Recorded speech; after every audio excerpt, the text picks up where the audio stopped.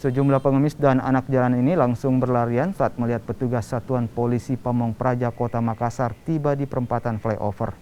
Petugas Satpol PP pun terpaksa harus mengejar sejumlah pengemis tersebut. Sejumlah pengemis yang terjaring kemudian dibawa ke kantor Balai Kota Makassar untuk didata dan dibina. Penertiban pengemis dan anak jalanan dilakukan untuk menertibkan Kota Makassar dari anak jalanan dan pengemis terutama saat bulan Ramadan.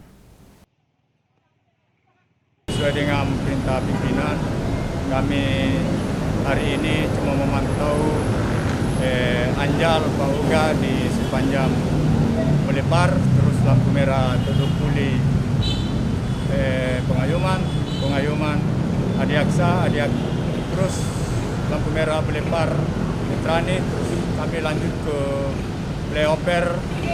Pada saat ini semua ada yang dia kabur dan lari. Begitu kami dilihat di lokasi. Pak, kalau ada yang terjaring dibawa kemana, Pak? Jadi kalau ada yang terjaring kami bawa di Mako, diserahkan di PTI. Nanti PTI lagi yang menyerahkan ke Dinsos.